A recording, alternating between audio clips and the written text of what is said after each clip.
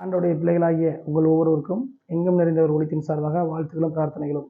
இந்த நாளில் ஒரு வசனத்தை நாம் தியானிக்கலாம். மேற்கோளாக எடுத்துக்காட்டாக எபிரேயர் எழுதின புத்தகம் 13ஆம் அதிகாரம் 16ஆம் வசனத்தை தியானிக்கலாம். இன்றைக்கு செய்தியினுடைய தலைப்பு என்னவென்று சொன்னால், எப்படிப்பட்ட பலிகளின் மேல் தேவன் பிரியமாய் இருக்கிறார் என்கிற தலைப்பில் நாம் தியானிக்கலாம். பொதுவாக பலிகள் என்று சொன்னால் பலவிதமான காரியங்களை சொல்லலாம். பைபிளில் சர்வாங்க தகன பலி, பாவம் போக்கும் பலி, நல்லுறவு பலி, அசைவாட்டம் பலி என்று பலவிதமான பலிகள் சொல்லலாம். இருந்தாலும் தேவன் பிரியப்படுகிற பலி என்ன என்று பார்க்கக்கூடியதை நம்ம என்ன செய்யணும், தியானிக்கணும். அப்போ பலவிதமான பலிகள் சொல்லப்பட்டாலும், பலவிதமான காரியங்கள் பைபிளில் எழுதப்பட்டிருந்தாலும், தேவன் பிரியமாய் இருக்கக்கூடிய, தேவன் பார்வையில் பிரியமாக இருக்கக்கூடிய பலிகள் என்ன என்பதை தான் நம்ம என்ன செய்யப்படுறோம், பார்க்க போகிறோம். எபிரேயரில் 13ஆம் அதிகாரம் 16ஆம் வசனத்தில் 2 விதமான பலிகளை நம்ம என்ன செய்யலாம், இன்றைக்கு தியானிக்கலாம். நன்மை செய்யவும் தானம் தர்மம் பண்ணவும் மறவாதிருங்கள், இப்படிப்பட்ட பலிகளின் மேல் தேவன் பிரியமாக இருக்கிறான்னு சொல்லி இன்றைக்கு நாம் தியானிக்கலாம். முதலாவதாக தேவன் பிரியமாக இருக்கக்கூடிய பலி எது, தேவன் பிரியமாக இருக்கக்கூடிய பலிகள் எது? அப்போது அதில் பார்க்கும்போது நன்மை செய்கிறது என்று சொல்லி நாம் பார்த்தோம். பொதுவாக நன்மை செய்தல்னா என்ன? நன்மை செய்வதென்றால் நல்ல காரியங்களை, நல்ல செயல்களை செய்வதுன்னு அர்த்தம். ஏழைகளுக்கு உதவலாம், பசியோடு உணவு கொடுக்கலாம், தாகமாக இருக்கிறது தண்ணீர் கொடுக்கலாம், ஆடை இல்லாதவங்களுக்கு ஆடை கொடுக்கலாம், ஆதரவற்றவங்க என்ன செய்யலாம், பராமரிக்கலாம். அடுத்து இன்னும் நிறைய விஷயங்கள் என்ன செய்யலாம். அடுத்து பார்த்தீங்க அப்படின்னா, ஆண்டவர் பற்றி அறியாதவங்களுக்கு என்ன செய்யலாம், நிறைய காரியங்கள் சொல்லி அறிவித்து நன்மையான காரியங்களை செய்யலாம்.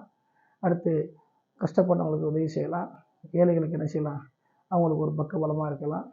பல வகையில் என்ன செய்யலாம், உதவி பண்ணலாம், பண உதவி பண்ணலாம். அடுத்து பார்த்திங்கன்னா பொருளாதார ரீதியில் அவங்களுக்கு எது செய்யலாம், பலவிதமான காரியங்கள் செய்யலாம். ஒரு இக்கட்டான சூழல் வரும் பொழுது அவங்களுக்கு பலவிதமான நன்மைகளை செய்து அவங்களுக்கு உதவி பண்ணலாம். இது போன்ற பலவிதமான காரியங்களை உள்ளடக்கியதான் நல்ல காரியங்கள், நல்ல கிரிகள் சொல்லுவாங்க. அதுதான் நன்மை அப்படின்னு சொல்லி சொல்லுவோம். இப்போ தேவன் பிரியப்படுகிற பலி என்னவென்று சொன்னால், முதலாவது பார்க்கும்பொழுது நன்மை செய்யவும், இதுதான் தேவன் பிரியப்படுகிறார். அப்போ இதை யார் தன் வாழ்க்கையில் செஞ்சாங்க அப்படின்னு பார்க்கும்போது, அப்போஸ்தலர் 9ஆம் அதிகாரத்தில் தபீத்தாள் என்கிற ஒரு பெண்மணியை பார்க்கலாம். அந்த பெண்மணி பார்த்தீங்க அப்படின்னா வயதான ஒரு நிலையில் இருந்தாலும் அநேக விதமான நல்ல காரியங்களை செய்து கொண்டு வந்தார். அது என்ன மாதிரி செய்து கொண்டு வந்தாங்கன்னா, கஷ்டப்பட்டவங்களுக்கு, ஏழை எளியர்களுக்கு அங்கிகள், ஆடைகள், உடைகள்லாம் என்ன செய்யுங்க, அதை தைத்து கொடுத்து அவங்களுக்கு தயார் பண்ணி கொடுத்து வந்தாள். அது போக நிறைய நன்மைகளை செய்து கொண்டு வந்தாள்.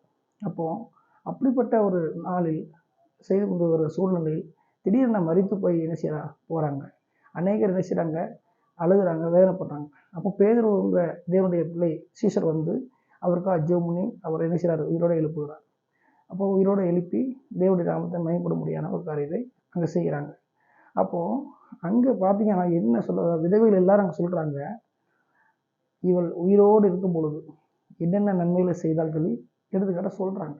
அப்போ அவங்க நிறைய நன்மைகளை செய்திருக்காங்க. பார்க்கும்போது என்னென்னா விதவைகள் எல்லாம் சாட்சி கொடுக்குறாங்க. அப்போது கணவனை இழந்த அந்த ஒவ்வொரு பெண்மணிக்கும் இந்த தபீத்தாள் என்கிறவங்க என்ன செய்கிறாங்க, அவங்க நன்மைகளை செய்து பராமரிக்கிறாங்க. அவங்களுக்கு என்னென்ன தேவையோ அத்தனையும் செய்து கொண்டு வராங்க. காரணம் என்ன, இப்படிப்பட்ட பலிகளில் தேவன் பிரியமாக இருக்கிறத உணர்ந்து கொண்டாங்க. அப்போது எவ்வளோ நன்மைகள் செய்தாலும் விதவைகள் அங்கே சாட்சி கொடுக்குறாங்க. அங்கே விதவைகள் எல்லாரும் தங்களோடு அவங்க இருந்தபோது என்னென்ன செஞ்சாங்கன்னு சொல்கிறாங்க.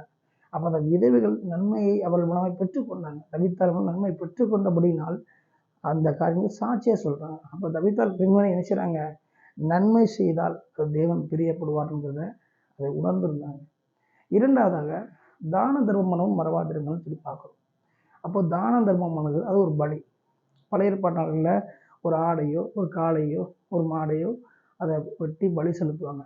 அதை விட புதிய ஏற்பாட்டு நாட்களில் இப்படிப்பட்ட காரியங்களை செய்வது தேவன் விரும்புகிற, பிரியப்படுகிற பலி. இப்போ தான தர்மம் என்றால் இல்லாதவங்களுக்கு செய்வது, இல்லாதவங்களுக்கு தன்னுடைய இதை பகிர்ந்து கொடுப்பது. இதை எல்லாரும் செய்ய மாட்டாங்க. அனைவரும் வச்சுக்கிட்டே இல்லைம்பாங்க. அனைவரும் நினச்சாங்க இருந்துக்கிட்டும் அதை அறகுறையே செய்வாங்க. மனம் உவந்து பகிர்ந்து கொடுக்குற அந்த ஒரு தன்மை தான் தான தர்மம் செய்கிற ஒரு வழி. அப்போ அப்படிப்பட்ட பலியை அடுத்து யார் செய்தாங்கன்னா கொர்நேலியு என்கிற மனிதன் செய்தார். அதை அப்போஸ்தலர் 10ஆம் அதிகாரத்தில் நம்ம என்ன செய்யலாம் காணலாம். அப்போ இந்த மனுஷன் ஒரு இராணுவத்தில் பணிபுரிகிறவராக இருந்தார்.